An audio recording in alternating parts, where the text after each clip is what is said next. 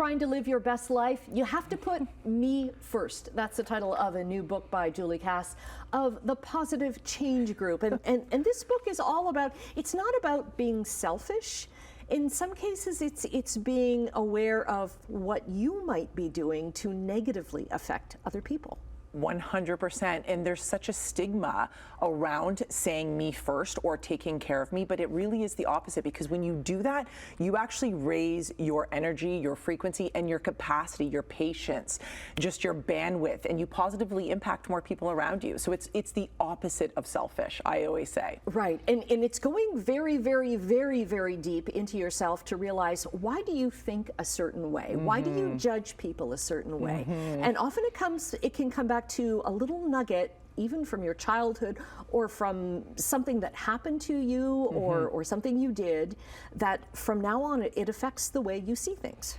It's so true, Annette. It's really about taking radical responsibility. So if we think about our happiness, we are responsible for that. But we're also responsible for our unhappiness or our misery. And it's really looking at the internal dialogue or the internal healing. That's for the me first journey. It's to say, hey, if I want to feel better, what do I need to do? Rather than waiting for the external world or somebody to say the right thing, we actually take responsibility, which is so much more empowering to live that way, because you realize it's in my control. But it can also be difficult for some people who just want things to happen to them, right? Yeah. Like you always think, you hear, if I have this much more money, I'm going to be happy. 100%. We all do it. I mean, I have my hand up. I did that too. And you get caught, you feel like a little bit of a hamster on a wheel thinking, okay, when this happens, then I can exhale. Or, if I land that job, then I can breathe. Or when this person does this or changes their behavior, then I'll be better. And it's something we always chase because it's outside of us. And it feels very unsatisfying, versus taking radical responsibility is, okay, how do I actually start to make those changes within me? And it might just be baby steps, like small things, just to prioritize your own health and wellness and your mental well-being. Right. You brought up a good point there about we're always chasing. We are so busy, or like to be busy, right? And we need to just slow down and realize what we're doing.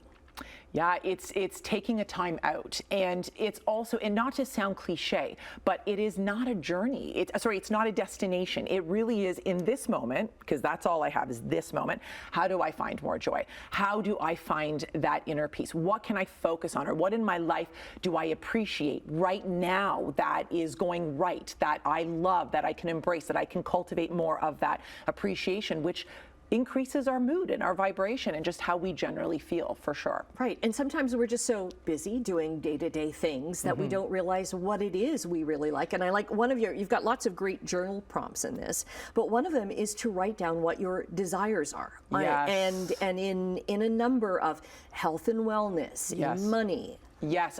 So we are creative beings. And one of the things I learned as a past very busy person, I identified with that, is if you can actually slow down and realize that you create your life and take time to say, what do I want? What do I want with my health? What is my most optimal health outcome with my career, with my wealth, with love, and set those intentions in your life? It is so powerful. Those 2 minutes or 5 minutes of quiet introspection will literally change your life just by setting that intention and getting really clear on your desires, turning the volume up, and not being ashamed to actually have desires, to actually feel good about wanting more, because that's the way we're designed. That's how we achieve things in life and strive for more.